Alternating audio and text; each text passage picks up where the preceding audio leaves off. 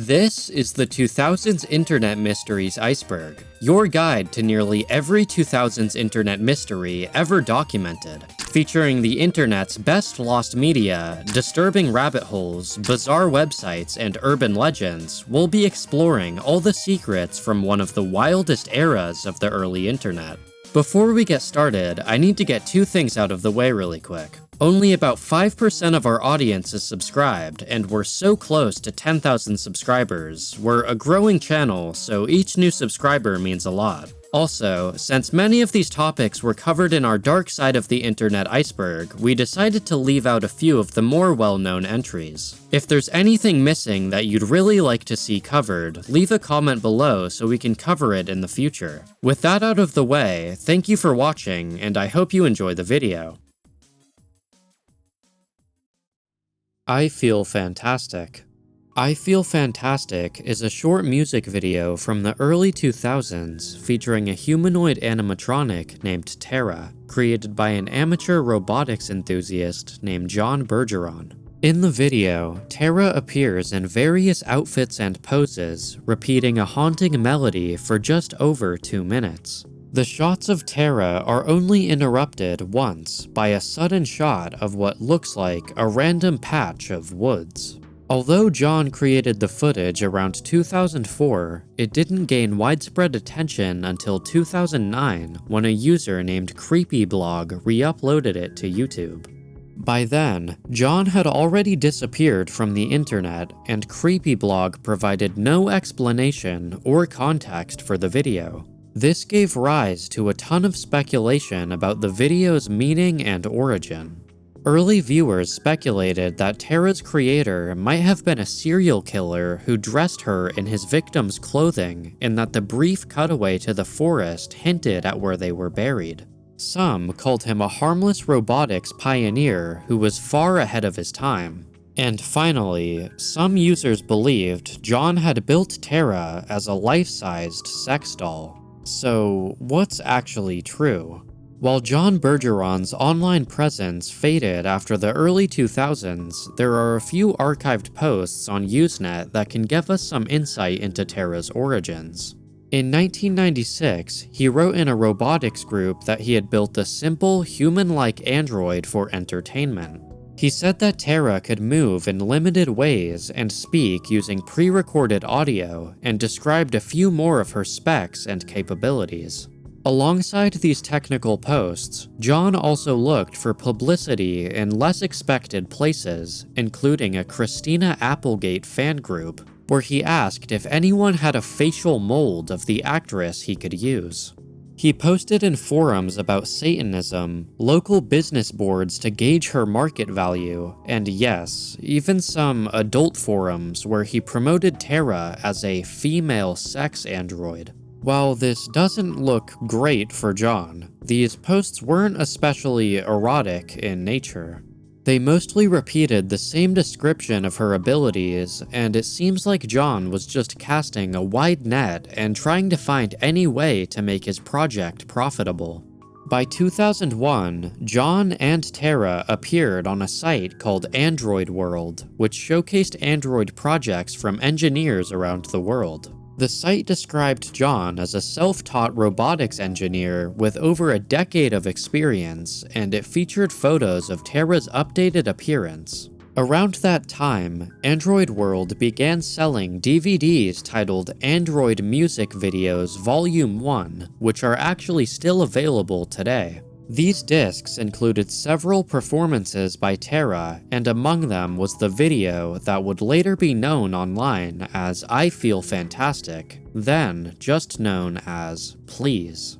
Over the next several years, clips from these DVDs slowly spread online, eventually making their way onto CreepyBlog's channel and going viral. Since then, the video has been picked apart in countless breakdowns and theory videos, each adding new layers of speculation to the mystery.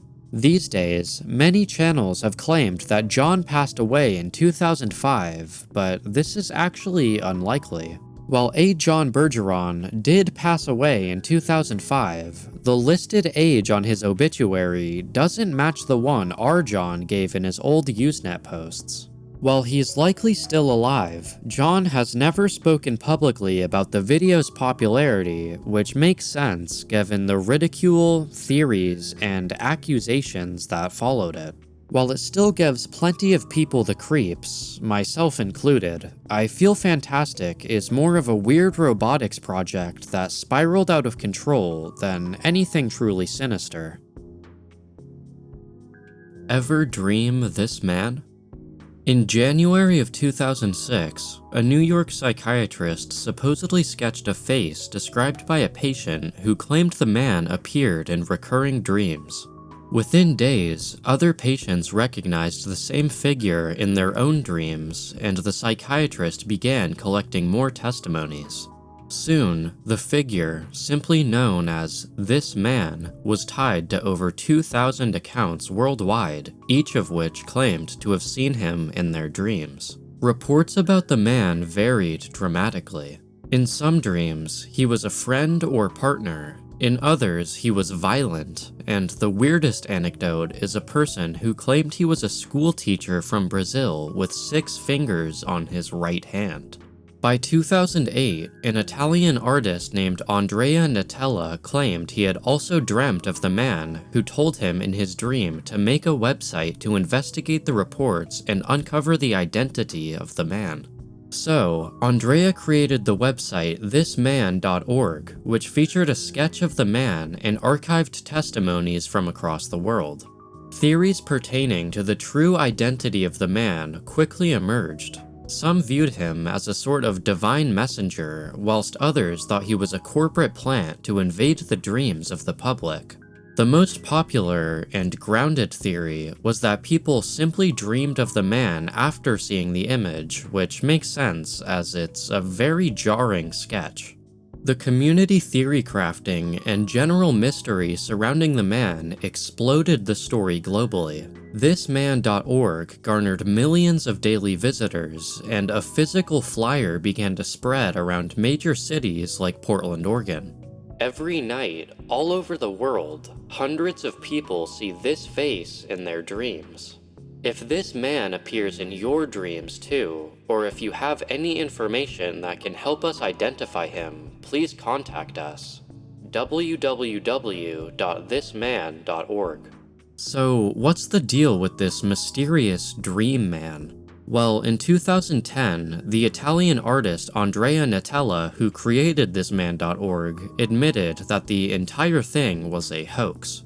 The image wasn't drawn by a psychiatrist. Instead, it was generated through a game called Ultimate Flash Face, and was based partly on a photo of Andrea's father. He explained that the website and story he created was an art experiment in viral marketing. He simply wanted to see if the internet could create a global myth out of nothing.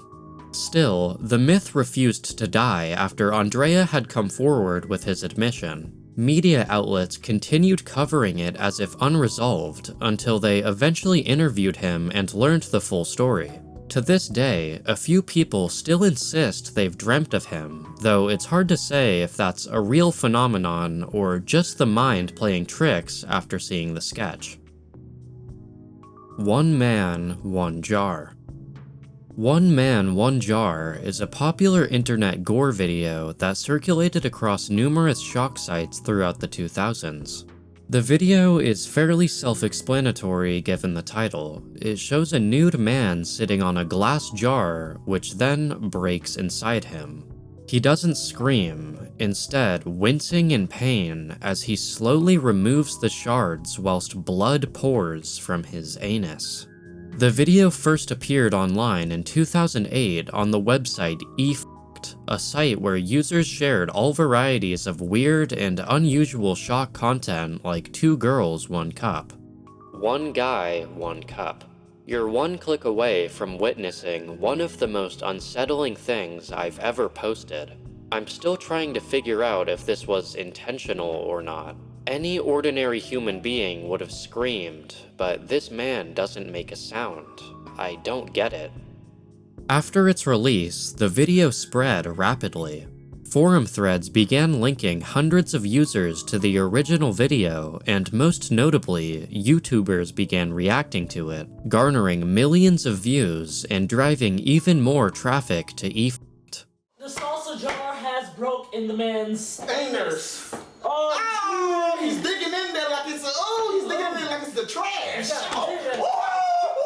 And of course, thousands of memes also satirized the video, eventually leading the shock site Ow My Ass to publish an interview with Alexei Tatarov, the man in the video. In the interview, Alexei explained that he wasn't seeking fame. He was simply a sales manager with a wife who enjoyed inserting objects into his anus. He had been married twice, had 2 children, and claimed that none of his family knew about his hobby. He described having practiced it for 12 years with the goal of eventually fitting larger objects in his rectum. The most notable part of the interview was his explanation for remaining silent when the jar shattered. According to Alexei, his family was in the house at the time, and he held his screams to avoid alerting them. He then concluded the interview by saying he uploaded the video because it was funny and very dangerous. In the years since, the video has become infamous as one of the internet's most notorious shock videos, often mentioned alongside 2 Girls, 1 Cup. Alexei's name and infamous video resurfaced recently when rumors spread that he had died while serving in Ukraine's armed forces. However, no concrete evidence supports these claims. According to some Reddit users who attempted to verify the story when it first spread, the rumor originated from a pro-Russian propaganda Twitter account spreading misinformation. The report said Alexei was killed by a shard, which seems, well, too good to be true. The most mysterious song on the internet. Okay, so we've already covered this in our gigantic internet iceberg, which you should definitely go watch if you haven't, so I'm gonna try to go as quickly as possible with this one. In the mid-1980s, a song recorded by a German band was broadcast to the North German radio station. A teenager that went by the internet name Darius taped the broadcast on a cassette tape, which was later uploaded to an archival website that his sister Lydia created for him in 2004. Eventually, Lydia uploaded the excerpt of this mysterious song to various music forums, seeking anyone who could identify the original artist. By 2009, the short clip of the song that Lydia provided was circulated online to the point of a full-blown hunt being initiated. For an entire decade after its explosion, all search efforts led to dead ends. It was broadcast on podcasts, radio shows, and hundreds of videos were created, providing additional leads to the search initiative. The most important community in this entire story is by far the subreddit The Mysterious Song, which provided basically every major breakthrough during the investigation. Eventually, in May 2024, a user on the subreddit is looking through German radio contests when he finds a musician he doesn't recognize. And through this single, groundbreaking lead, Reddit user Marigin1412 was able to contact a member of the German band FEX, to which that member finally confirmed, after 2 decades of searching, that he and his fellow bandmates created the most mysterious song on the internet in the 1980s.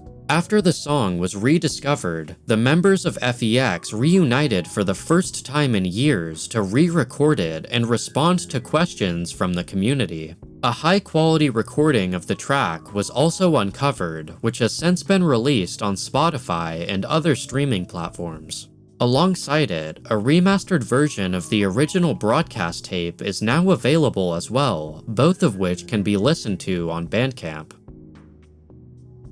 Backrooms. Most people watching this are probably familiar with the Backrooms, but the thing that makes it a 2000s internet mystery might be lesser known. In 2019, this photo of a strangely shaped carpeted room with yellow lights was shared in response to a 4chan thread asking for disquieting images that just feel off. From there, an anonymous poster responded with the iconic copy pasta, and the rest was history. If you're not careful and you no-clip out of reality in the wrong areas, you'll end up in the backrooms, where it's nothing but the stink of old moist carpet, the madness of mono yellow, the endless background noise of fluorescent lights at maximum hum buzz, and approximately 600 million square miles of randomly segmented empty rooms to be trapped in. God save you if you hear something wandering around nearby, because it sure as hell has heard you. The Backrooms quickly exploded into a viral phenomenon with countless fan levels, games, and videos, even inspiring the TV series Severance a few years later. But what's lesser known is the story of that unsettling original photo, which was considered lost for nearly 5 years. In May of 2024, members of the Virtual World Discord server stumbled across a version of the image that had been posted 8 years before the creepypasta. By searching the image's original file name on Twitter, they found one post. Somehow, just a week after the original 4chan thread, user RKFG_ME had actually tracked down the source of the image and posted it in a thread where it sat, almost entirely unnoticed, for half a decade. The site itself turned out to be an old web page documenting the early 2000s renovation of a building in Oshkosh, Wisconsin into an indoor RC car racing track. The page includes a short write-up explaining the building, which was originally a furniture store and had been purchased to become a permanent raceway for local hobbyists. It wasn't just a strange angle on the original photo either. The store really did have a baffling layout with a maze of fake walls, odd partitions, and that iconic yellow lighting. By the time the site resurfaced, most of its photos were missing, but the few that remained were just as liminal and uncomfortable as the original. The missing photos were later provided to the internet by the current owner of the building, Bob Mazza, in a GoFundMe campaign to restore the site of his Hobbytown USA franchise. In his fundraiser post, Mazza uploaded dozens of the original photographs from the site's archive, most of which had never been posted online before. Unfortunately, the Hobbytown USA Raceway seems to have since been shut down permanently. But the property has been sold and is set to reopen under new ownership, adding yet another chapter to the building's strange history. Bonsai Kitten. Bonsai Kitten was an early 2000s hoax site that hosted numerous instructions and images on how to grow your own kitten in a jar. On the website, you'll find a page to buy the supplies to grow your own bonsai kitten, but there is no way of actually purchasing them. There is also a page explaining how to use the supplies properly to grow a kitten, as well as a gallery featuring photoshopped images of kittens in jars. On December 22, 2000, the website Cruel.com featured the Bonsai Kitten as their cruel sight of the day, bringing significant attention and controversy to both websites. This newly garnered attention brought in multiple animal rights organizations that boycotted the spoof website for its inhumane depiction of kittens. The outrage from animal activists was so great that it ensued an FBI investigation, leading to the website being taken down by its original host and defecting to Rotten.com's servers, another early 2000s website that hosted shock content. Today, the website is completely shut down and only accessible via archived images you can find online. If any of you watching want to grow your own cat, Chia Pet sells their own kitten growing kit. Blank Room Soup. Blank Room Soup, also known as Freaky Soup Guy, is one of the earliest viral creepy videos from YouTube, first appearing around 2005. It shows a man with his eyes censored, sitting in an empty white room and eating soup from a large bowl. He begins crying as he eats. Two figures in oversized mascot-style costumes enter the room and silently comfort him, patting his back and shoulders. The costumes, known as Ray Rays, were created by animator and artist Raymond S. Percy, who also worked on The Simpsons and various animated films. Percy used the Ray Rays in live performances and music videos before. According to him, they were stolen after a show. In one interview, Percy claimed he received the Blank Room Soup video anonymously and had nothing to do with its creation. However, the same costumes later appeared in projects by the band Stolen Babies, including behind-the-scenes photos from their Push Button music video. This suggests the video was a collaboration or side project connected to the band rather than something sinister. Despite this, the video quickly attracted a much darker theory. Comments on the original video claim that the man had been kidnapped and forced to eat his wife's remains cooked into the soup while his captors taunted him in costumes. This theory became popular as a creepypasta, but there has never been any credible evidence to support it. No one in the footage has been reported missing, no real identities have been confirmed, and there's no indication that any crimes were committed. The most viewed version of the Blank Room Soup video was uploaded by Maintenance Tunnels, previously known as Creepy Paste. This channel contains 4 supposed follow-up videos titled Blank Room Soup 2 through 5, but this channel is actually not the original creator. The first 2 videos were taken directly from Raymond's MetaCafe account, as shown in this archived version of the website. The 3rd and 4th videos are edited versions of another MetaCafe post titled Gil is Missing, which references Gil Sharon, the Stolen Babies drummer, seen wearing the same outfit from the Push Button music video shoot. The 5th and final video is a fan-made project from Maintenance Tunnels themselves, and seems like a bizarre advertisement for an AI dating coach. In any case, while the mystery of who exactly created Blank Room Soup is still a bit of an open question, the original video appearing on Raymond's MetaCafe alongside videos with Stolen Babies members makes the stolen costumes claim pretty hard to believe. It's most likely that this was part of a promotion for the band, and Raymond has stayed quiet since to keep the mystery alive. Barbie.avi Girl. Barbie.avi is a popular legend turned creepypasta that was very popular in the 2000s. The story goes like this. A man finds a computer near a dumpster. On impulse, he salvages it and brings it home to investigate what's on it. There's next to nothing on the computer except for a single video file. The video shows a young woman being interviewed by someone off-screen. Throughout the interview, she becomes visibly distressed, eventually nearly breaking out into tears. Near the end of the video, she lifts up her arm and it's revealed that she's an amputee. The video then cuts to black before quickly showing someone's legs as they walk along a train track. The man who found the computer noticed that the train tracks look very similar to some not far from where he lives. Driven by curiosity, he finds the tracks and follows them until he finds a decrepit house and a metal shed in the middle of the forest. Whilst investigating the interior of the house, he finds an unusually new basement door and a freshly used bathroom. Suddenly, he hears an echoing moan from somewhere inside the house. He quickly bolts out of the house and never returns again.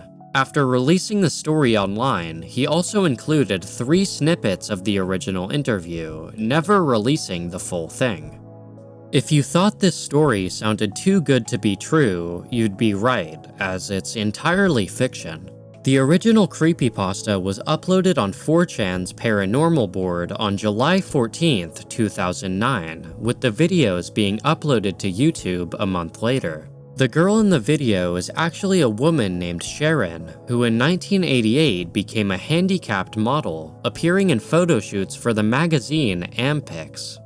In 1989, Sharon appeared in 2 interviews, the first one being the interview that served as footage for the Barbie.avi creepypasta, and the second conducted by Susan Abbott, a woman who had also lost a limb. Sharon's photo shoots and interviews were discussed on the internet as early as 1994 in amputee devotee Yahoo groups, so it's most likely that the original creepypasta creator found these videos through those Yahoo groups. In the years following Barbie.avi and its debunking, the Barbie.avi VK group was able to link Sharon to a woman named Maura Murray, to which Tamara confirmed she was indeed Barbie Girl. Alongside the identity of Sharon, the full Barbie.avi interview has been found and uploaded to YouTube. It's not too interesting though, as the audio is completely muffled and you can't hear anything being said. Satoshi Nakamoto. Satoshi Nakamoto is the pseudonym used by the person, or possibly group of people, who created Bitcoin and developed the original blockchain. They were active in Bitcoin's development until around December 2010, then disappeared completely, and their real identity has remained unknown ever since. The name itself is Japanese, and Nakamoto's profile on the P2P Foundation claimed to be a 37-year-old man living in Japan, born on April 5, 1975. But several clues suggest that might not be true. Nakamoto spoke English fluently, and their forum posts often appeared during hours that would have been the middle of the night in Japan. Many also believe Nakamoto wasn't just one person. His writing style showed shifts between British and American English spelling, using a U to spell color, but an A to spell gray. The code for Bitcoin was also extremely complex, requiring deep knowledge across multiple fields. If Nakamoto was really a single person, they were ridiculously talented. Over the years, several people have been suspected of being Nakamoto. One of the most publicized was Dorian Prentice Satoshi Nakamoto, a physicist who worked for tech and finance companies and shares the exact same name. He also holds libertarian views, which could align with the anti-government and privacy-minded philosophy behind Bitcoin. But Dorian has firmly denied any involvement, saying he had never even heard of Bitcoin until journalists started asking him about it. Beyond his name and a vaguely similar background, there's no evidence linking him to the project. Another contender is Hal Finney, a legendary cryptographer and one of the first people to use Bitcoin software. He was the very first person to receive a Bitcoin transaction from Nakamoto directly, and even helped test and debug the software in its earliest days. Stylistic analysis has shown that his writing resembles Nakamoto's, and he had the skills to pull it off. Still, Finney denied being Nakamoto, and most evidence suggests he was just an early collaborator rather than the creator himself. Then, there's Craig Stephen Wright, who has repeatedly and very publicly claimed that he is Nakamoto. Some people in the crypto world have backed him up, and he's presented what he says is supporting evidence, like old documents, code, and private keys. But most of this proof has been full of inconsistencies, and in March 2024, the United Kingdom's High Court officially ruled that Wright is not Satoshi Nakamoto, stating he didn't write the original Bitcoin thesis, didn't use the pseudonym between 2008 and 2011, and didn't create Bitcoin or its original software. The final theory has to do with Satoshi Nakamoto's name itself. Some people point out that the name could be written in Japanese with the following kanji. Followers of this theory claim that it can be read as central origin and intelligence, which they say loosely translates to central intelligence. That's led to the theory that Central Intelligence Agency agents created Bitcoin and hid their name in plain sight. It sounds clever, but it's unlikely for a few reasons. There's no proof Nakamoto ever used these kanji to write his name, and Japanese names don't follow strict rules. Satoshi could be written with many different characters with dozens of different meanings. So, while it's an interesting coincidence, Nakamoto's name almost certainly has nothing to do with the CIA. As of now, Nakamoto's true identity is still a complete mystery. The only thing we know for certain is that whoever they are, they're absolutely loaded. Nakamoto's original Bitcoin wallet is still holding on to around 1 million Bitcoins from the early days, which today is valued at over 135 billion United States dollars. Boilerplate Robot. The Boilerplate Robot is a faux historical story that began circulating in the early 2000s. Paul Guinan, an artist based out of Portland, Oregon, wanted to create a comic character, a robot which traveled the world for nearly a century before modern-day autonomous robots were invented. So, in 2000, Paul created a website featuring the extensive history of Boilerplate the Robot, detailing how he was built in the 1800s, how Boilerplate helped save people during crises like the Spanish-American War, and which historical figures Boilerplate met. Along with the history lesson, Paul also created multiple photoshopped images of Boilerplate next to people such as Teddy Roosevelt to further legitimize his character. The amount of historical photoshops is honestly impressive. From the Japanese-Russian War to World War I, Boilerplate is decked out with his rifle and bandolier of ammunition. Paul himself even dressed up in some historically accurate clothes so he could make his own image, which is just awesome. The actual Boilerplate robot was simply a 12-inch model figure made of an epoxy mold, so this picture you see isn't actually Paul standing next to a 7-foot robot made of boiler steel. As for the internet infamy surrounding Boilerplate, there really isn't much to say. People pretty much knew immediately that it was a hoax, but it was still a good topic of discussion on a plethora of online robotics forums. If you yourself wanted to own a Boilerplate, Paul has a $500 articulated figure on his website, alongside a $10,000 handmade 1/6 scale model, which is just insane. For any of you interested in the massive history behind Boilerplate, his faux history, creation, and cancellation of numerous projects, you should go to Paul's website, which I'm showing on screen. Ted the Caver. In 2001, a man named Ted Hagemon published a story called Ted the Caver on Angelfire. It appeared as an online journal where Ted documented weekend caving trips with his friend B, writing detailed accounts of their explorations. The entries were framed as real-time updates, with Ted deliberately leaving out names and locations for safety.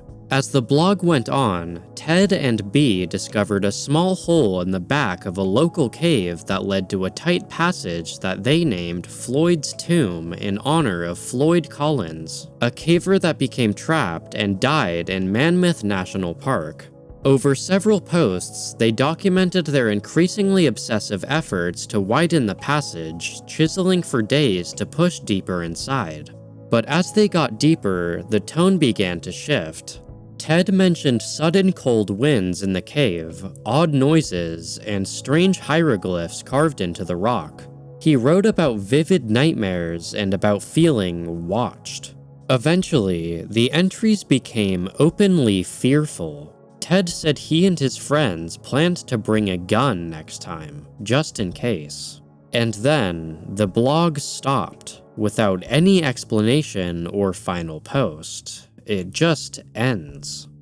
Even though the supernatural elements made it clearly fictional, the level of real technical detail convinced a lot of early 2000s forum users that it might be true. It's often considered one of the first true creepypastas, and one of the first internet horror stories to use a custom-built website to blend photos and narrative in a way that felt real. Ted Hagemon admitted that the story was fictional, but it was based loosely on his real caving experiences. Over the years, Ted the Caver has built a bit of a cult following. It's been cited as an influence on other horror projects like Marble Hornets, which used a similar real-time update format, and it was even adapted into a 2013 feature film called Living Dark, the story of Ted the Caver. More than 2 decades later, the original site is still up, and you can read through it yourself if you want to see why it left so many people uneasy.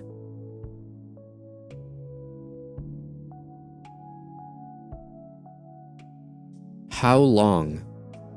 In 2003, songwriter and artist Paula Toledo recorded what would soon become her most infamous work, a song titled How Long. While it was originally going to be in her debut album, Paula omitted it, thus never fully releasing the song. During one of her local shows, an employee at Lionsgate Studio contacted her, wondering if they could license the song for future use in movies and television. Paula agreed, and in 2005, the song was featured in the films Secret Lives and the show 15 Love. Because of the song being used for television, Paula never released the song. Alongside retiring from the music industry entirely, the song was considered lost for nearly 15 years. Search for the song began in August 2007 when a Ukrainian message board posted a short snippet of the song featured in the menu screen for a bootleg DVD. Eventually, as the internet began its obsession with lost media, the Lost Wave community latched onto the song and began searching for it. Similar to the Subways of Your Mind song investigation, fans of the song created a subreddit, r/HLWIT, short for How Long Will It Take, the temporary name that was given to the song due to the chorus featuring those lyrics. On December 8, 2023, user the Arabara posted to the subreddit with the caption, "I found HLWIT. It's a song called How Long by Paula Toledo. Here's the link." Arabara explained in the comments that whilst looking into ARS Studio, the creators of the bootleg DVD, they stumbled upon a portfolio from one of the employees, listing DVD menu creation as one of their skills. This led Arabara to begin searching through DVD menus this employee worked on, eventually discovering the movie Moving Malcolm, which had names of music producers in the credits. Arabara then began searching for copyrighted songs named How Long, which is where they found a Reddit post made 1 year prior to the subreddit's creation. In the post, user Iowa and Friends mentions the show 15 Love having the song How Long by Paula Toledo in it, simply asking Reddit if anyone knew where to stream the song. In the comment section of the post, another user responded with a podcast link that contained the full song. The discovery was massive, and fans of the lost song began contacting Paula, asking if she could release the full song. And 5 days after the song was found, Paula posted the full high-quality version of How Long to her Bandcamp on December 13th. All 2023 music sales from the song were donated to the Music Heals Charitable Foundation. Paula also left a note thanking the community at the bottom of the song's Bandcamp page. "Sincere thanks are due to the Lost Wave, Fond My Mind, and especially the kind HLWIT community on Reddit who have welcomed me into their community. I am so inspired by their dedication and collaboration. Their genuine appreciation for my song really moves me. I'd also like to express my gratitude to the talented musicians who, recognizing the song's potential, lent their talents to create something special that connected music lovers across times, geographies, and generations. My Immortal. My Immortal is a Harry Potter fanfiction that was posted online between 2006 and 2007. It follows the author's OC, a 17-year-old gothic vampire witch named Ebony Darkness Dementia Ravenway, through a wildly illogical plot of romance and drama at Hogwarts. The story is famous for displaying nearly every bad fanfiction trope, from spelling mistakes to mischaracterizations of original characters to overpowered self-insert characters. All of this is why My Immortal is often called one of the worst fanfictions of all time. But over time, the humor and absurdity of the fanfic has led some people to speculate about whether it was a real attempt at writing or an elaborate hoax. So who is the author of this masterpiece, and what were their intentions? Early readers scoured the text for clues about its author, known only as Tara Gillespie. The story also referenced a co-writer named Raven, user BloodyTears666, who allegedly helped with the first 15 chapters before a dramatic falling out. At one point, the account was even supposedly hacked, with an outsider posting a fake chapter mocking the story before Tara returned briefly and then disappeared for good.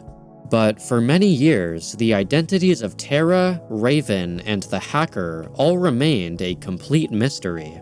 Then, in 2017, young adult novelist Rose Christo claimed she had written My Immortal as a satirical troll fic while in foster care.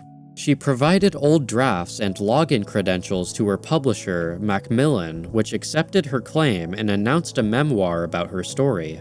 However, her story quickly collapsed when someone claiming to be her brother disputed her entire backstory. Christo admitted to altering documents, the memoir was cancelled, and the fandom concluded that her claim was completely false. While she did show some evidence she had access to the original account, it was never proven she wrote the fic, and most fans remain unconvinced. The story goes so much deeper than this, but it's pretty difficult to fit everything into one Iceberg entry. Since then, there have been several other claims to My Immortal's authorship, but so far, all of them have been completely unfounded, and the mystery is still considered unsolved. If you're interested in learning more about the fanfic or the surrounding mystery, Sarah Z has 2 great videos on her channel, which you should definitely check out if you haven't already. Camera Heads. Camera Heads is an early creepypasta that originated on the X-Paranormal board of 4chan on August 8, 2009. The story is unique because for several years, while many people remembered seeing the story, the text itself was considered lost. The absence of the text led to users misremembering the source material, which caused the legend to grow far larger than the story itself. Over time, users began to remember the story as an elaborate multimedia project, supposedly including cursed clips from the creature's perspective, fake documents from its victims, and ARG-like clues scattered across the board. None of this existed, but without the original post to cross-reference to, there was nothing to contradict the legend. Over a decade later, in August 2020, a user digging through a lost media thread stumbled on something. A YouTube video titled Camera Head, uploaded on August 8, 2009 by Kotyakov. Its description read, "Weird video I captured from a mini DV I found in a gully near my house." The clip contained mostly static, with a short, unsettling fragment spliced in, exactly what older users had described. Soon after, an archived 4chan thread confirmed this was the same video mentioned in the original story. It wasn't until later that someone finally recovered the text itself. On October 19th of that same year, Marnin005 of Lost Media Wiki unearthed an archived recent changes RSS feed from the now-defunct Xenopedia. Buried inside it was a full transcript of the post, proving that the lost creepypasta had actually existed and finally preserving it. The post itself was simple. An anonymous user claimed they had been walking through a gully when they came across 3 odd things: a stack of rocks, a torn envelope, and a mini DV video cassette. The envelope, scrawled on with charcoal or ash, contained this message: "I killed a camera head. It took Trevor. Get help if I don't come back." After viewing the tape and finding only static and that short, eerie clip, the user said they uploaded it to YouTube before vanishing from the thread. They ended their post with the question, "X, what's a camera head? A camera head sounds really silly if it's a monster with a camera for a head." But how did this creepypasta that so many people seemed to remember get lost in the first place? Well, back when it first appeared on August 8th, 2009, the thread was quickly added to X's community-run wiki, Xenopedia, making it one of the earliest creepypastas to ever be documented there. But the wiki became a target for constant vandalism from other boards, eventually rebranding and then being taken down entirely. When it went down, it erased the only known copy of the story, and because almost no X archives survive from before 2014, the post effectively disappeared with it. In the end, camera heads ended up being fairly small in scope, but it's still notable as part of the first wave of creepypastas to come out of 4chan's X board. The board's culture was influential in shaping early creepypastas, and camera heads shows how even one throwaway thread could leave a mark on the genre. ilovebees. ilovebees was one of the internet's earliest and most influential ARGs. The ARG served primarily as a marketing campaign for the upcoming release of Halo 2. The first appearance of ilovebees was a hidden message in the Halo 2's second teaser trailer. Near the end of the teaser, the Xbox logo and its respective web domain are shown on screen, but for a split second, the domain changes from xbox.com to ilovebees.com. Alongside the link provided in the teaser trailer, random people who had previously solved popular ARGs were sent jars of honey which contained the link. Upon players investigating the website, they soon discovered a seemingly innocent honey company that's website was taken over by a rogue AI system. Over time, numerous discoveries were made within the website, the most notable being hundreds of random coordinates listed which were connected to real-world payphones that would ring at specific times of the day. After discovering most of the payphones and listening to the audio logs played through them, the website began unveiling more information in the form of audio dramas. The full plot revealed through these audio dramas is massive, and I can't possibly attempt to read it all today, so I'll just give a quick summary. Basically, ilovebees follows Melissa, a damaged AI who transfers herself onto a beekeeping website. As Melissa battles with corrupted memories and a hidden Trojan AI called the Pious Flea, the story reveals that the Flea is actually a Covenant espionage program manipulating her. In the climax, the human protagonists introduced through the ARG's real-world phone calls infiltrate a military base and shut down a Forerunner device that could have triggered the Halo rings. Their actions cause a massive signal containing Earth's location to be sent, exposing themselves to the Covenant, directly bridging into the opening events of Halo 2. Following the final messages broadcasted to ilovebees, Bungie held 4 exclusive events. To even enter one of these events, you needed to know a special code word hidden in the final message from ilovebees. Reportedly, once you gained access to the real-world venue, Bungie employees handed out discs containing the full ilovebees audio drama, as well as letting everyone play Halo 2 before its release date. At a San Francisco convention commemorating the end of the game, attendees got to play Halo 2 several days before it hit stores and meet the creators of ilovebees. But the main attraction for many were the so-called beekeepers themselves. If this had just been a Halo 2 preview or even playing like they're doing right now, a lot of these people wouldn't come. It's the community first and last. That's the whole benefit of this kind of game, is that it pulls people together rather than separating them out. By the way, if you went to one of these events and you own an ilovebees DVD, you're holding on to possibly one of the rarest and most expensive pieces of video game media, so do what you will with that information. Anyways, since the ARG was created by developers at Bungie and not the writers of the Halo 2 story, the ARG is only tangentially connected to the main story of Halo 2, so most fans don't consider it canon to the universe. Although the story plays no role in the larger Halo canon, it has influenced nearly every video game ARG since, and the experience remains one of the most ambitious and unforgettable fan-driven events in gaming history. The Butcher. The Butcher is an alleged live-action puppet short film from the early 2000s, infamous for supposedly using puppets constructed from real animal bones. The story of the film first gained attention on September 20th, 2019, when user DeadUser00 posted on the subreddit r/tipofmytongue, describing their memory of watching it as a child. According to DeadUser00's post, the short aired on Nickelodeon sometime between 2001 and 2004, and stood out for being significantly darker than any other network shorts. It was reportedly presented in pure black and white, beginning with a plain white title card on a black background. The puppets in the short appeared to be crafted from the actual bones of cats, dogs, rabbits, and birds.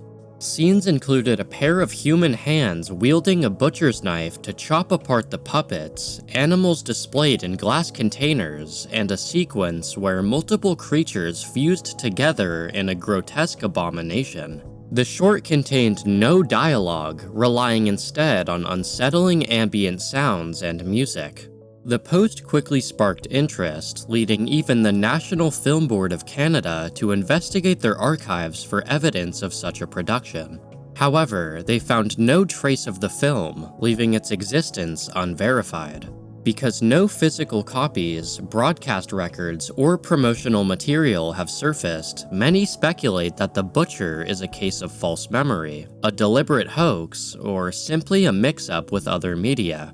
Alternatives like the Japanese animated short Odokuro or episodes of Courage the Cowardly Dog have been frequently suggested as the OP's false memories origins. In a later follow-up post, DeadUser00 suggested that the short may actually have been Butcher's Hook, directed by Simon Pummel, a surreal puppet film with thematic similarities. Furthermore, DeadUser00 admitted they may have misremembered the original broadcast network, stating it could have been Cartoon Network rather than Nickelodeon. Ultimately, without any verifiable evidence whatsoever, The Butcher remains one of the most popular lost media urban legends to have never been found. Maura Murray. Maura Murray vanished on the night of February 9th, 2004, in what has become one of the most unsettling missing persons cases of the early internet era. Earlier that afternoon, the 21-year-old nursing student emailed her supervisor and professors at University of Massachusetts Amherst claiming a death in her family and requesting a week off from school, something her family later confirmed was entirely made up. She also left a voicemail for her boyfriend saying they would talk later about something unspecified. That same day, she packed her belongings, withdrew $280 in cash from an ATM, and bought about $40 worth of alcohol from a nearby liquor store. Maura then left Amherst in her black Saturn sedan, heading north. Later that evening, her car was found crashed along New Hampshire Route 112. She was nowhere to be found. Her cell phone, debit card, and credit cards were missing with her, and she has not been seen since. What happened next has been the subject of decades of speculation. The most straightforward theory is that Murray wrecked her car and then disappeared on foot for unknown reasons, perhaps due to stress, disorientation, or a desire to run away. Her father, however, believes that she was likely abducted and murdered shortly after the crash. As he puts it, "She was out there helpless, nowhere to run, nowhere to hide, no one to ask for help. I think some local dirtbag grabbed her." 8 years later, on the exact anniversary of her disappearance, a disturbing new piece of evidence emerged. On February 9th, 2012, a YouTube channel called 112 Dirtbag uploaded a video titled Happy Anniversary. The username referenced both Route 112 and her father's dirtbag comment, which immediately drew attention. The channel posted several cryptic videos seemingly tied to Murray's case, including one showing a receipt from Bretton Woods Mountain Resort dated 2 days after her disappearance, and another of a man silently playing a keyboard before cutting to a strange drawing filled with numbers and a distorted face. Since then, he's posted several other videos, many of which were quickly deleted. Internet detectives eventually identified the man behind the account as Alden Howes Olson, a blogger from Massachusetts known for writing about conspiracy theories and disappearances in the New England area. Police investigated him and determined he had no actual connection to Murray's disappearance, but his videos were not random. They were clearly created with her case in mind. Within the true crime community, the general consensus is that Olson was likely struggling with mental illness and was either trolling or using the videos to draw attention to the case, rather than providing real evidence. The 112 Dirtbag videos are now mostly seen as an attention-seeking distraction that briefly pulled focus from the investigation, but they did spark a wave of online interest that never fully went away. To this day, the r/Maura Murray community has over 50,000 members, with many still working on the case and keeping the mystery of Maura Murray's disappearance alive more than 20 years later. Lonely Girl 15. In 2006, 16-year-old Brie Avery began posting video blogs to YouTube under the name Lonely Girl 15. The first few episodes she posted were about her interests and daily life. Occasionally, Brie's best friend Daniel would appear, and throughout the first couple episodes, they began to argue about the strange religious practices Brie's family took part in. Over the course of the next several episodes, a strange set of events play out in which Brie refuses to take part in a mysterious religious ceremony, leading to the disappearance of her parents. As you may have guessed by now, something is a little bit off about all of this. That's because, of course, Lonely Girl 15 was not a real vlog account, and Brie Avery was not a real person. The events I just described made up the first of 3 seasons of Lonely Girl 15, a sort of ARG web show created by Miles Beckett, Mesh Flinders, and Greg and Amanda Goodfried. Brie has been called YouTube's first viral star, and the Lonely Girl 15 account held the spot as the most subscribed channel on YouTube for 226 days. The series eventually spanned up to 547 episodes, and multiple spin-offs and sequels have been made since. So, with such a long and successful series, how long did it take people to discover that Lonely Girl 15 was staged? Well, according to the show's creators, people were already speculating that the show was scripted by the second or third video. LonelyGirl15.com hosted a forum where fans discussed the possibility of the show being a hoax, and people found evidence right away. The plants in her hiking videos matched perfectly with those found in Los Angeles, despite the fact that she claimed to live in the middle of nowhere. This came to a head in August 2006 when members from the forum messaged Brie from a fake MySpace account with an embedded IP tracker and traced her IP back to the showrunner's private server. From there, the media broke the story and exposed the actress playing Bree as Jessica Lee Rose. However, this was hardly bad news for the show. Once viewers found out the show was a hoax, viewership tripled. These days, Lonely Girl 15 has been called light years ahead of the curve, and some say that the series was a major factor in Google's purchase of YouTube in late 2006. Even though the mystery didn't last long, Lonely Girl 15 left a mark on the internet as one of the first true viral videos. It proved that even on a brand new platform, people will always be drawn to a good story, especially when they're not sure if it's real. LOL Superman. Sometime in 2006, 5 years after the September 11th attacks on the World Trade Center, a video supposedly began to circulate showing footage of people jumping from the Twin Towers as the fire engulfed the top floors. The video, entitled LOL Superman, was spread via early video sharing sites like YouTube and was commonly used as a shock video to scare people. On September 15, 2015, an anonymous user of 4chan's paranormal board posted a story where they recounted seeing the video on YouTube when they were about 8 or 9 years old. In the video, jumpers from the towers could be seen hitting the ground and surrounding cars, and a majority of the comments left on the video were hate directed towards the original poster for publishing such a disturbing video. The anonymous 4chan user claimed they weren't able to find any evidence of the video online and asked other users if they had any clue if the video actually existed. Search for the video didn't gain traction until 7 years later on July 30th, 2022, when Reddit user The Sketchy Dude made a post to r/lostmedia in search of any information pertaining to the existence of the video. Following the renewed search for LOL Superman, numerous Reddit users began reporting their own experiences with the video. People claimed they had indeed seen the video on a variety of websites, commonly used as a shock video just as the original 4chan post said.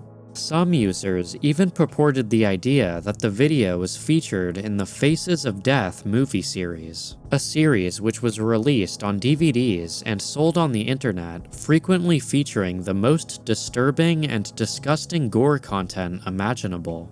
This theory was later confirmed to be incorrect, as the Faces of Death DVD series were released years before the September 11th attacks. The original poster from r/lostmedia also provided a supposed screenshot from the video that he had found on Pinterest, posted by a World Trade Center archivist. Although there was zero concrete evidence that the photo was actually linked to LOL Superman, theorists ran with that idea and began searching for the video based on the screenshot. Eventually, another Reddit user was able to locate the video and discovered the screenshot was actually from a home video filmed months before the September 11th attacks. However, during the search, one lead turned out to be somewhat promising.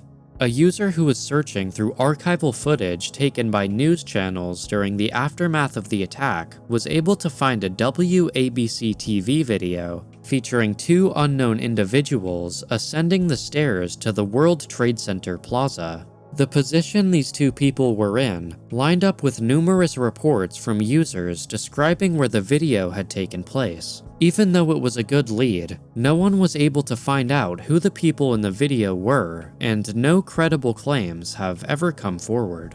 In the years following the nearly 2-decade search of LOL Superman, multiple graphics theorizing possible paths taken by the cameraman have been created, and several 9/11 archivists have reached out to the FBI in hopes that they could confirm the existence of the video, but none of these are as concrete as a recent 2025 discovery from the 9/11 Archive subreddit. On May 26, 2025, the co-creator of r/911 Archive commented under a post made on the r/morbid questions subreddit, clearing up some of the rumors surrounding the video and its origin. They explain that in 2006, YouTube user 19Heather91 uploaded a video titled Superman. The video showed a building fire in Brazil from the 1970s, capturing someone jumping to their death. YouTube allows you to add tags to videos, and Superman was marked with numerous 9/11 related tags, making it one of the top results when searching for LOL Superman. In the end, LOL Superman was nothing but a gore video mistaken for an imaginary gore video. Although the mystery is pretty much dead today, it's still interesting to look back on the FBI's statements regarding the video. If something similar to LOL Superman was out there, they would have it, and it probably would never see the light of day. Melancholy Princess Sonee. The Melancholic Princess, also known as Sonee, is an internet urban legend about a supposedly haunted digital painting of a young girl. According to the most popular version of the story, a Japanese girl painted a portrait of herself, scanned it, uploaded it to the internet, and then killed herself, trapping her spirit inside the image. The legend claims that if you stare at the painting for long enough, her expression will begin to change, and that those who look at it too long are driven to suicide. In reality, the painting has nothing to do with Japan or any real-life tragedies. It's actually a digital artwork titled The Melancholic Princess by artist Robert Chang, depicting a fictional character named Princess Rue from his original screenplay, Tellurian Sky. Chang posted the painting online on February 18, 2002 under the username Lunatic on the art site Epilogue, explaining that he had created it using Adobe Photoshop 6 and Corel Painter 7. No one knows exactly when the legend first got attached to the image, but by the mid-2000s it was spreading through chain emails and forums. In a 2006 blog post, Chang said he'd been receiving questions about the myth for years and believed it probably originated in China, since the earliest emails he got about it came from there. Around the same time, in June 2006, the YouTube channel Sonee uploaded a video of the portrait, claiming that if you stared at the image for 5 minutes, you would see it change. Of course, it doesn't actually do anything, but the video blew up anyway. Over the last 19 years, it's racked up over 8 million views and cemented Princess Sonee as one of the most notable internet urban legends of the 2000s. Bikini Sally. On July 30th, 2008, DeviantArt user Gradendine would make their first of many posts about their ultra-realistic Sally Acorn love doll. Princess Sally from Sonic Sat AM, more Archie-styled. This is a work in progress, still needs eyes lowered, mouth cut and formed, hair put in, cosplay wig, neck done, and left hand finished.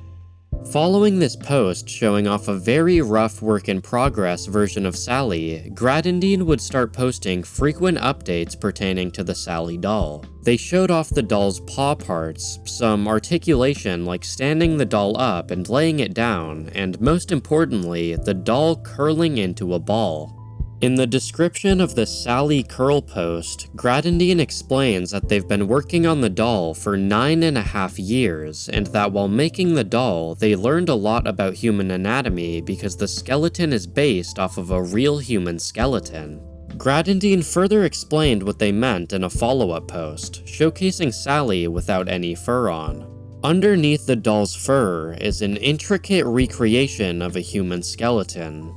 However, it's not a real human skeleton. Gradendine didn't rob a grave for their sexual fantasy. Instead, they claim that it was made of pine wood, which they burnished and stained to look like real human bones. Gradendine also explains that whilst making prototypes of the doll, they couldn't get the human and non-human elements to be proportioned right, so they used a skeleton as reference, which they tried to make as realistic as possible, going as far as hand-carving most of the parts to give them their own unique qualities. For the nearly 2 decades that these images have been online, hundreds of people have passed around the story with the idea that the creator used a real human skeleton to create the doll. Basically every creepy or scary subreddit under the sun has a popular post about the doll claiming that a psychopath made it with human remains. As of 2023, Gratendine is still posting updates on their creations, with the most recent post showcasing a work-in-progress fursuit skull for a new doll. Gratendine has also come out and admitted that in recent years, satisfaction with the Sally project had been dwindling, and they intend to eventually prepare her for one last photo shoot before retiring the doll entirely. If you have any additional interest in Gratendine's works, I should warn you that their DeviantArt page is full of NSFW content, so be advised when visiting their page. Laughing Horses Orifice Headquarters.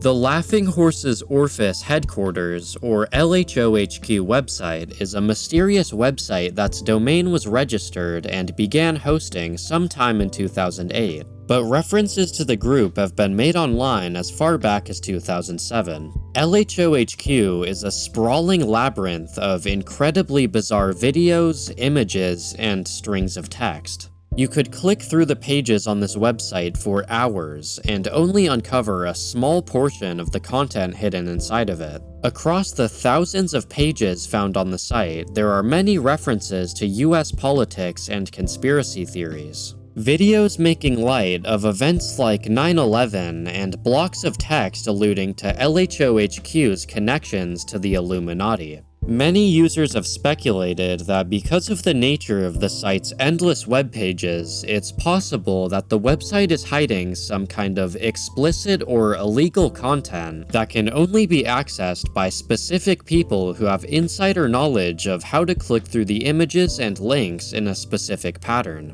Others have posited that the site is simply an ARG. On a handful of pages on LHOHQ, you can find the phone numbers and addresses of many politicians, which further adds to the site's themes of conspiracy and alternative perspectives of US politics. A lot of the information related to politicians was collected through resources like Intellius and White Pages, so the data shown on LHOHQ is not all private information and likely even inaccurate. There even existed a YouTube channel called LHOHQ that uploaded many bizarre videos throughout the years, but it's generally unknown whether the channel was a copycat or actually directly associated with the website. The channel no longer exists, and search results for LHOHQ on YouTube are now flooded with impersonators. While many people have speculated that there's some nefarious motivations behind the site's existence, I believe that LHOHQ exists simply as an incredibly strange art project that was created just for the sake of being strange. Shaye St. John. In August of 2006, the YouTube channel Elastic Spastic Plastic Fantastic was created. The channel featured videos of Shaye St. John, a bizarre-looking mannequin with a rubber mask and a pitched-up voice. Within the lore of the channel, Shaye was a supermodel who was disfigured in a train accident. She was subjected to mind control experiments by the CIA and had to rebuild her body out of wooden prosthetics. Despite her appearance and her miserable life story, Shaye is a very friendly and glamorous character, and the videos themselves are pretty funny and compelling.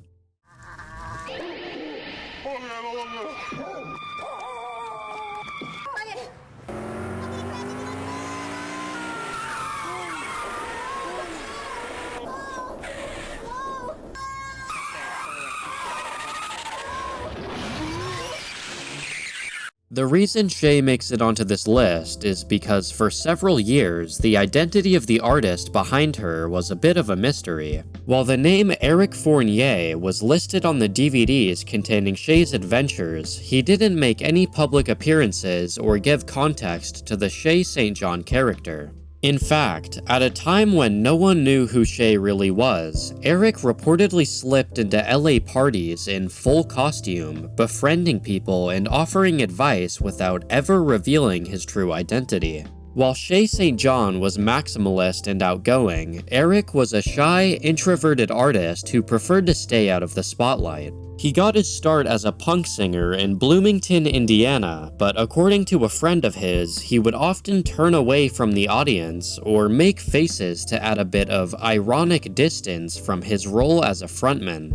As a performance artist, Shaye St. John was a way for him to do just this, acting and creating without needing to expose his own identity. Unfortunately, Eric Fournier passed away at 42 years old on February 25, 2010 from complications related to alcohol abuse. A few years later, in 2017, Shaye's personal website went down, and finally, the Elastic Spastic Plastic Fantastic channel was removed by YouTube. While it's easy to get distracted by Shaye's freaky appearance, there's something comforting and charming about her videos once you know more about their origin. To this day, Shaye St. John maintains a small cult following, and you can still check out her archived videos if you're interested.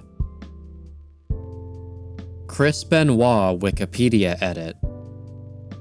On June 22, 2007, WWE wrestler Chris Benoit murdered his wife Nancy in their Fayetteville, Georgia house.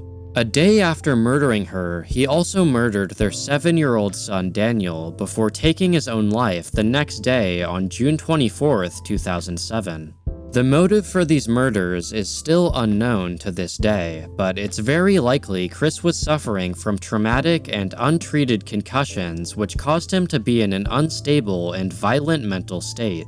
Months after his death, a neurosurgeon at West Virginia University conducted numerous tests on Benoit's brain, concluding that Benoit's brain was, quote, so severely damaged it resembled the brain of an 85-year-old Alzheimer's patient. The Chris Benoit double murder-suicide is one of the most tragic stories from the professional wrestling world, which also strangely crossed over into internet mystery territory with one Wikipedia edit. At approximately 4:01 a.m. Eastern Daylight Time on June 25th, Chris Benoit's Wikipedia page was edited, saying that he missed his match at a WWE pay-per-view as a result of his wife Nancy passing away. You see, on the morning of June 24th, Benoit called WWE's Talent Relations office to inform them that his son was vomiting and he and his wife needed to take him to the hospital. He explained that he would later be taking a flight to Houston to attend the WWE pay-per-view Vengeance Night of Champions, where he was scheduled to face CM Punk for the ECW Championship. Of course, Benoit never showed up to the event, and he was replaced by wrestler Johnny Nitro. Hours after the pay-per-view had concluded, Benoit's Wikipedia page was updated to say, Chris Benoit was replaced by Johnny Nitro for the ECW World Championship match at Vengeance, as Benoit was not there due to personal issues stemming from the death of his wife Nancy.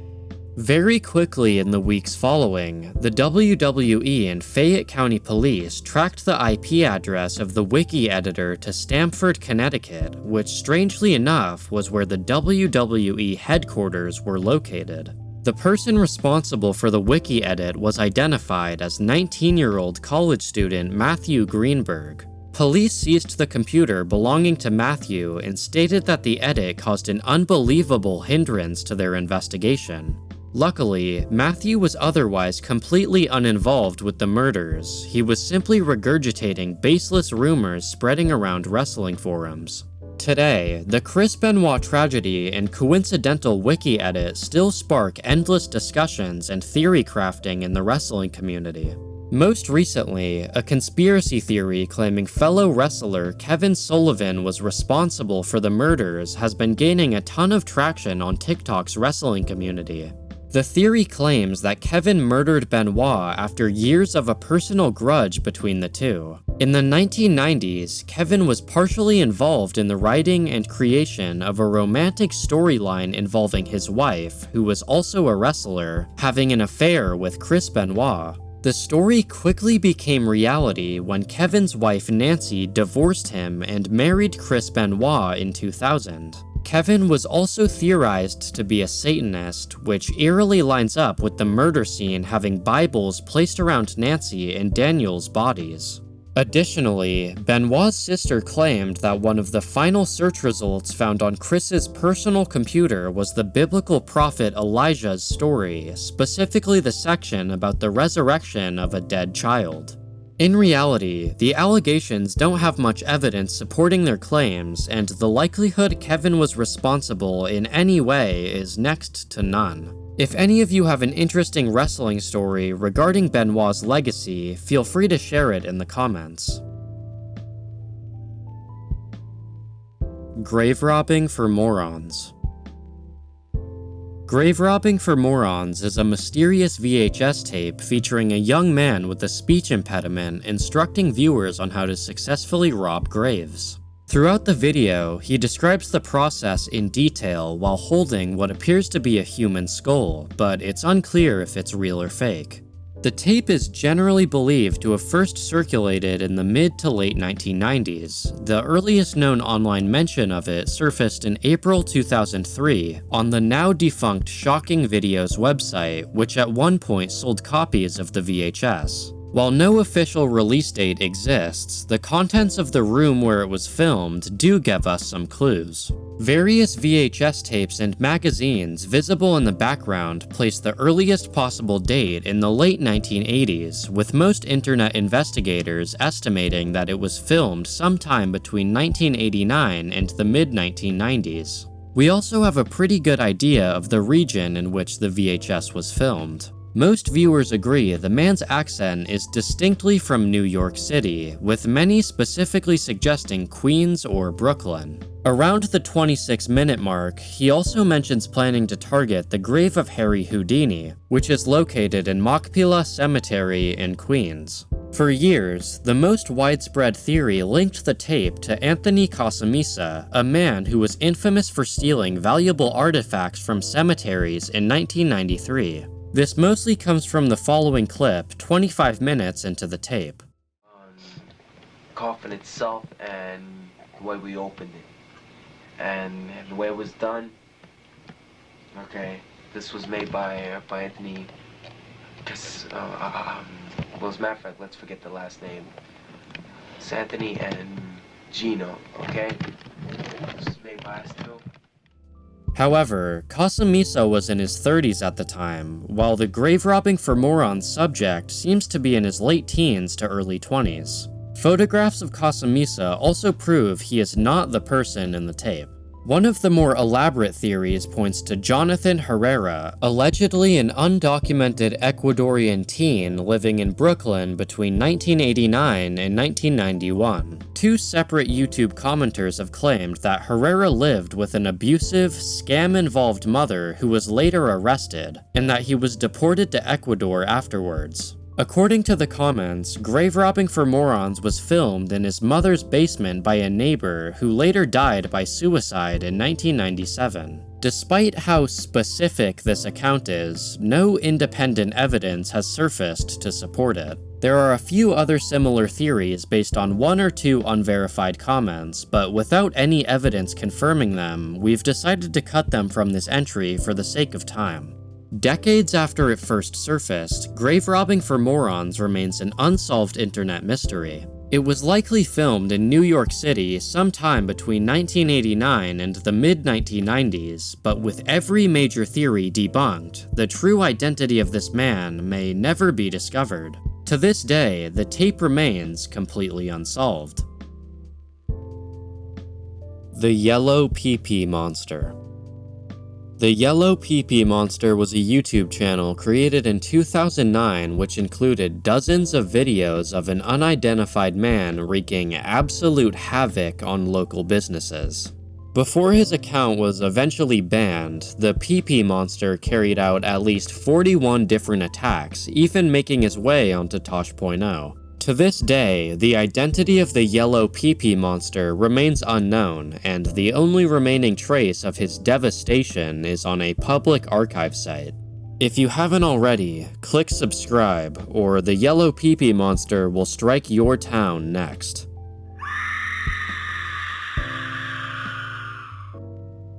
Kenny Young Archives. Kenny Young was a Kentucky-based UFO researcher and archivist best known for his site UFO Research Cincinnati. As an investigator, his reports read like police files with clear sourcing, timelines, and primary documents. His signature work was uncovering and releasing 48 minutes of 911 audio from a 1994 UFO chase, which he later discussed on the show Coast to Coast AM. Contrary to many people that dedicate their lives to things like UFOs, Kenny was a firm believer in truth and skepticism and went to great lengths to make sure lies and gossip didn't make their way into his work. Beyond fieldwork, Young co-produced the award-winning public access show UFO Update Live, organized the 2002 National UFO Conference in Cincinnati, and appeared on NBC's Confirmation. He wasn't shy about debunking fake cases when the evidence pointed that way, which earned him respect from both skeptics and believers. Unfortunately, Kenny Young passed away from leukemia on January 31, 2005 at 38. The archive of his work is still online at kenny.anomalyresponse.com, and portions of his physical collection were donated to institutional archives for long-term access. After his passing, the state director for the UFO Network of Ohio said this: "Kenny accomplished a lot in his few years of investigating the UFO mystery across Ohio and in other places. His work deserves to be remembered, and maybe somewhere within his work the answer lies, still hidden from us." Lennon Murder Truth. LennonMurderTruth.com is a website created by a man named Steve Lightfoot in early 2001. The website is dedicated to a single bizarre claim that horror author Stephen King was the real killer of the Beatles member John Lennon. Lightfoot, now 71 years old, has spent decades promoting the theory, which is based mostly on the fact that Stephen King somewhat resembles Mark David Chapman, the man who actually shot Lennon in 1980. According to Lightfoot, the killing was part of a political assassination plot orchestrated by the Central Intelligence Agency and sanctioned by figures like Richard Nixon and Ronald Reagan. He claims King was secretly chosen to carry out the shooting while Chapman was framed as the fall guy. While the website itself came out in 2001, Lightfoot began working on his theory almost immediately after John Lennon was shot. He says he uncovered the plot through hidden messages buried in 1980 issues of Time and Newsweek, which he claims contained veiled confessions about the killing. His website features scans of magazine clippings with coded phrases highlighted, combined with long manifestos and letters demanding authorities reopen the case. Believe it or not, Stephen King himself directly responded to this theory. In a brief letter dated September 20th, 1997, King wrote, "Dear Steve, I didn't kill John Lennon, and I think you know that as well as I do, inside the wall of denial you've put up. Your interest in me is a way of allowing you to avoid dealing with your own mental and spiritual problems. Let it go, why don't you, and find more constructive outlets for your commendable talents. Meantime, here is a fascinating book about the man who really did kill John. Best, Stephen King." Of course, the letter did nothing to stop Lightfoot, who believed it was a veiled confession instead of a denial. Outside the web, Lightfoot has become infamous locally for his battered van covered in slogans about the supposed murder plot. He drives it around California, handing out flyers and trying to convince strangers of his theory. The most recent update to his website was just last month in August 2025, where he reaffirms his commitment to breaking this case, along with letting us know about the next chapter in his life. According to Lightfoot, he is now developing as a world-class singer, and he plans to pick up where Lennon left off someday. We wish him luck. Of course, despite more than 4 decades of effort, Lightfoot has never produced any verifiable evidence, and his claims have been dismissed by journalists, investigators, and historians. Despite this, LennonMurderTruth.com remains online as one of the longest-running personal conspiracy sites on the internet to this day. Chip Chan. In a 2008 4chan thread discussing open source webcam streams, users noticed a feed showing a woman sleeping for an abnormally long time. Assuming she was dead, the thread blew up. Soon after, another user found her WordPress blog and discovered dozens of posts claiming she had been implanted with a mind control weapon. Because of these claims about a chip controlling her, 4chan nicknamed her ChipChan. In her posts, ChipChan claims that a former police officer known as P implanted a VeriChip in her foot around 2006, allowing him to control her actions and read her thoughts. As a result, she says she's unable to leave her apartment. In a now-deleted archive of her stream, she explains how she first came into contact with P. After her parents died, she was left a large inheritance that P has allegedly tried to steal for years. Within ChipChan's apartment, there are multiple cameras live streaming her 24/7. During these live streams, ChipChan would display multiple signs in Korean, documenting when she started and stopped the live stream. Alongside the signs, she would play a recording of her reading a script detailing her situation, as well as begging viewers to help her by contacting a man named Park Sungmun, who she claims is her former landlord. ChipChan has also posted hundreds of images of gashes, bruises, and acne breakouts on her body, claiming that they stem from the VeriChip implanted in her. Besides the 24/7 live streams, blog posts, and images, there are only a few documented instances of ChipChan leaving the house. Most notably, a few images that she claimed were police officers stalking her and covering up what P did to her. The identity of ChipChan is almost entirely unknown. Some attempts have been made to locate her apartment, but they aren't reliable as she has visibly moved multiple times over the years. Her money situation is also unclear. If we take her inheritance story at face value, it could explain how she streams for hours and remains largely inactive for years. Others think she may be receiving some kind of family assistance, citing a few instances where an elderly woman enters her apartment and cleans. The story of ChipChan is truly one of the saddest internet mysteries I've ever witnessed. Her posts and footage clearly indicate serious mental health issues, most consistent with paranoid schizophrenia, and her physical condition is often alarming, with frequent images of open lesions and large bruises. Local authorities in her area have been made aware of her and her condition, but they don't appear to be intervening. As recently as September 15th, 2025, ChipChan is still posting to her mind control weapon blogspot, but she has recently stopped live streaming. After more than a decade of public documentation, little has changed. Hopefully, she'll eventually be able to get the help and support that she clearly needs. 2chan murder plots. In the early 2000s, Japan would experience one of its most notorious busjackings, the Nishi Tetsu busjacking incident. At approximately 12 p.m., 17-year-old Seiichi Taniguchi made a perplexing and threatening post to 2channel under the name Neo Mugicha. In the 2000s, the phrase Neo Mugicha carried a controversial reputation. It was a Japanese internet slang for expert hacker, and the username itself was a dig at 2chan users for their tendency to shun others for certain practices. For instance, even having a username at all on 2chan was frowned upon, as the site was infamously an anonymous text board. The post that Neo Mugicha made read as follows. Saga City, Saga Prefecture, 17 years old, ha ha ha.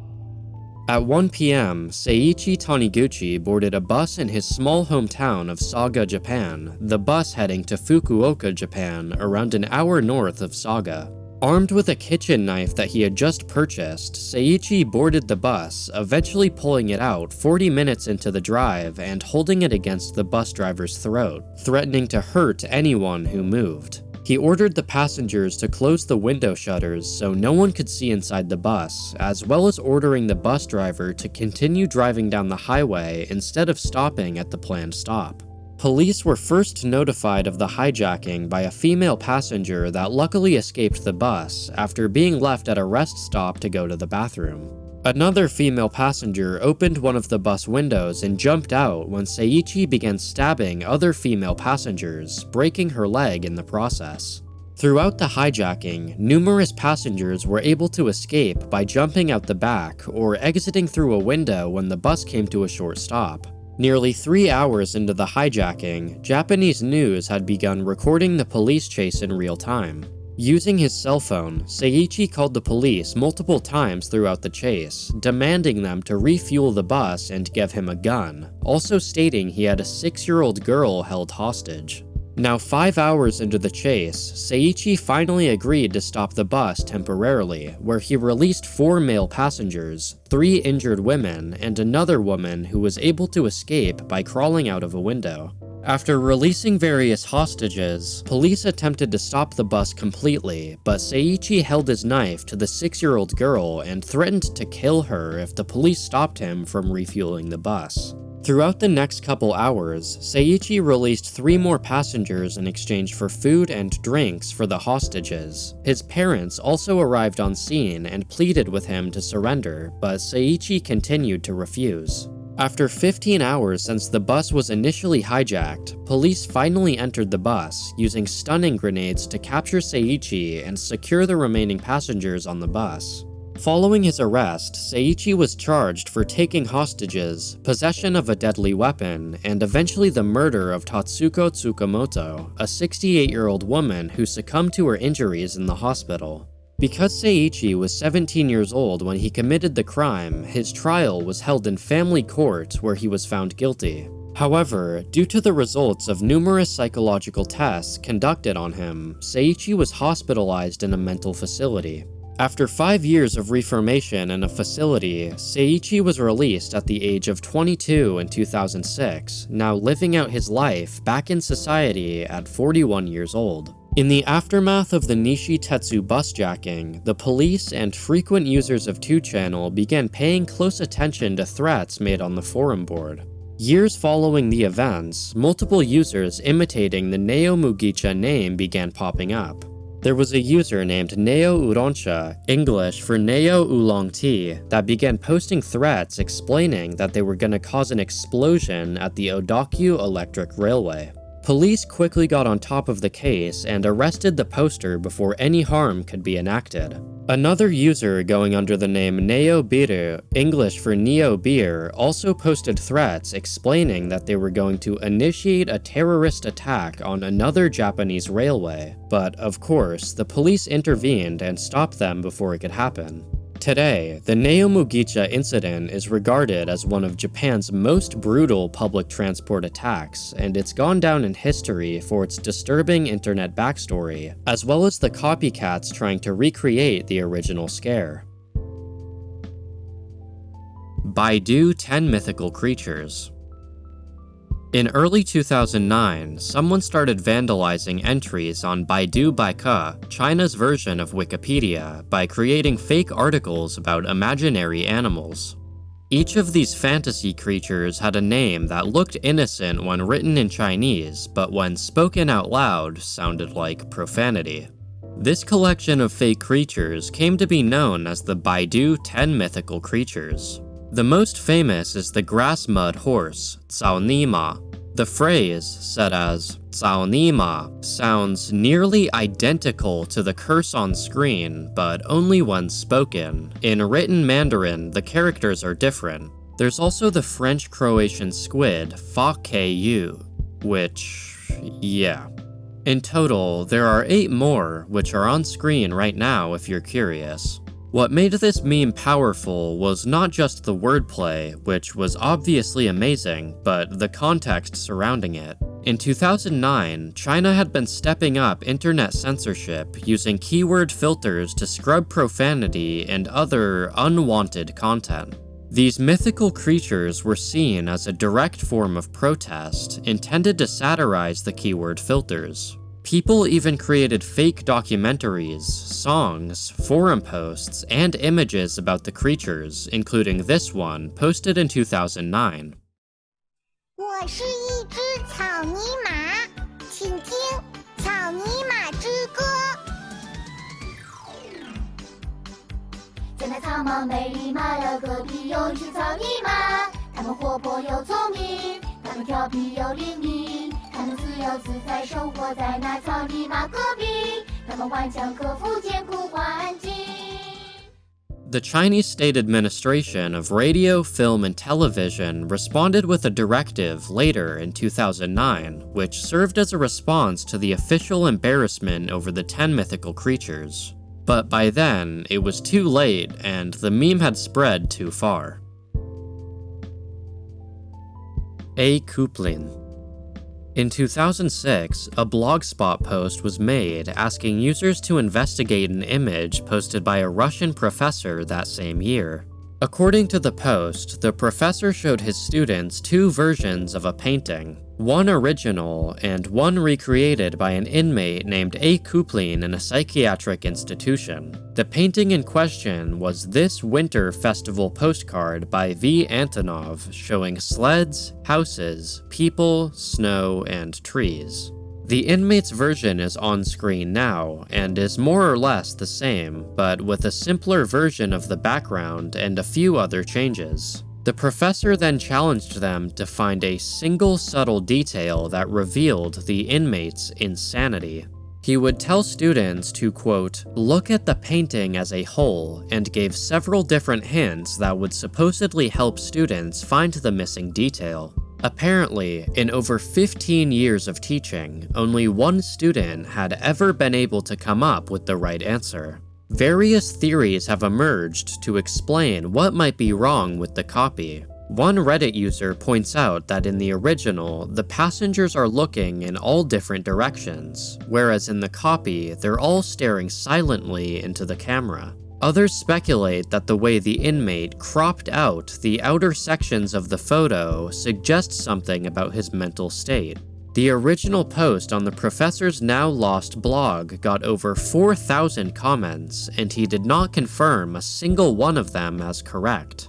Most likely, this isn't a real psychiatric mystery, since these days we know that there's no one detail in a painting that could accurately diagnose anyone with schizophrenia. What's interesting is that while the wrong detail itself is a hoax, there are actually several accounts from Russian university students that this professor existed and showed these paintings in his classroom. Most people think that he probably just used the painting as a hook to get people to attend his lectures. Ferma Ludzka. Ferma Ludzka is a disturbing and unsettling video uploaded to YouTube in 2007 by Polish visual artist Piotr Wyszykowski. Throughout the piece, a gurgling, bubbling sound plays, almost like someone breathing underwater, while the camera moves through a maze of chutes and pipes inside a rustic house.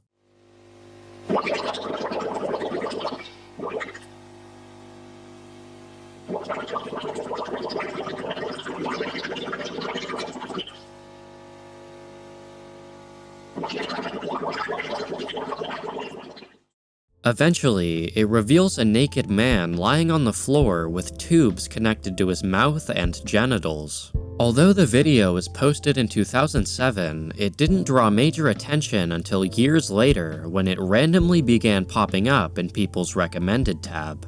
The meaning of the video isn't immediately clear, but it's part of a much larger body of experimental work. Piotr has uploaded dozens of similarly strange pieces, and his name is associated with numerous art installations and exhibits in museums worldwide. Fortunately, the video's description and comment section offer some insight. The description reads, Doc Performance 1993, suggesting it was recorded as a documentary-style performance piece. One commenter, writing just a few years ago, explained that the artist's intent was to put themselves in the position of the breeding pig or cow on the farm. The title itself, Ferma Ludzka, translates to human farm, which aligns with that interpretation. Piotr even replied to thank the commenter for clarifying, adding that he was a strict vegetarian at the time that he created the piece. When another viewer asked if he considered the video good or bad, Piotr simply answered, yes. In the end, the mystery behind Ferma Ludzka isn't so mysterious at all. It's an unsettling but thought-provoking art piece on the treatment of animals. If a 707 hit the World Trade Center.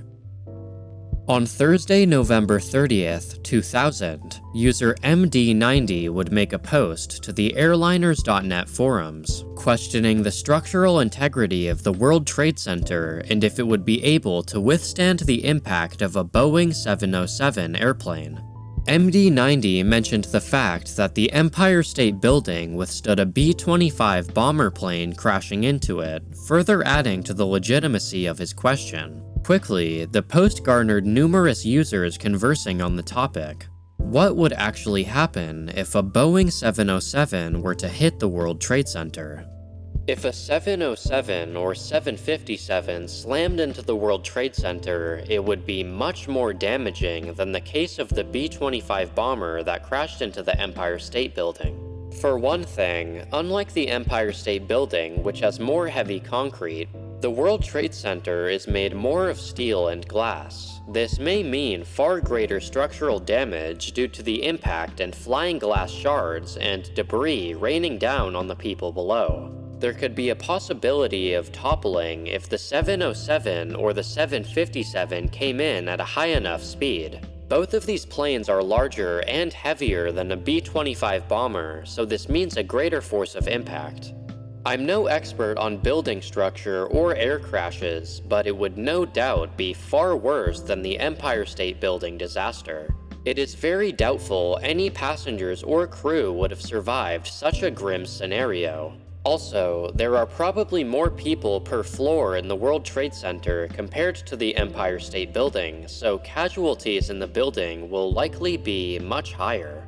However, I wouldn't be surprised if the authorities would have a strict exclusion zone preventing any large airplanes, especially commercial airliners, from getting too close to Manhattan, so that there would be no repeat of the Empire State Building crash.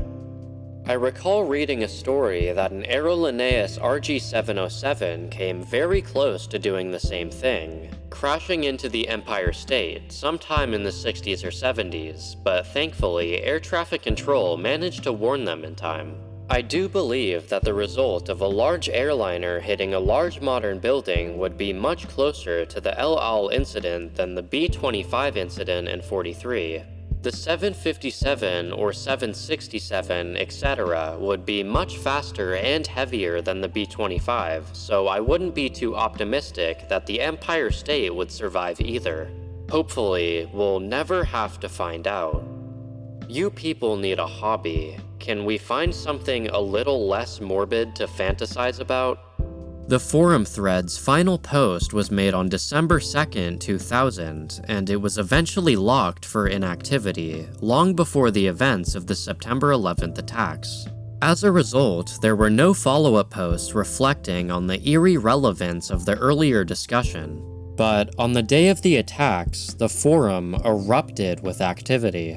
A massive new thread titled "Airplane Crashed into the World Trade Center" drew over 400 posts, with hundreds of users reacting in real time, sharing shock, grief, and confusion as they tried to understand what was happening. Samurai777, the user who had previously written a detailed post explaining how much more damage a Boeing 707 could cause compared to a B-25 bomber, also returned to that thread, commenting again as the world watched the crisis unfold. The Canadians are right behind all of you Americans. It is a very, very tragic day for all Americans, and I hope those responsible for these heinous attacks pay the ultimate price. Even all Canadian airports are shut down indefinitely now, and the CN Tower in Toronto is closed too. And yes, the planes that crashed into the Twin Towers were both Boeing 767 planes, the faster and more efficient modern equivalent of the 707. It's a truly baffling and disturbing coincidence that just a year prior to the attacks, users on this forum were speculating the ramifications of an incident almost entirely identical to the actual events that occurred next year. The fact that this thread, full of reactions to the events, contained condolences from some of the users that commented under the original thread is truly confounding.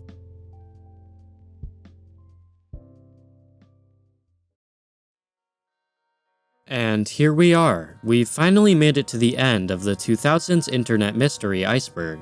A much larger portion of you guys are probably more familiar with the 2000s internet rather than the 90s in our previous video, so I hope there were a few entries that reminded you of your childhood or simply a more innocent time of the web. If you have any suggestions or weird memories from the internet, let us know down in the comments and we'll try our best to include it in the next volume of the Iceberg.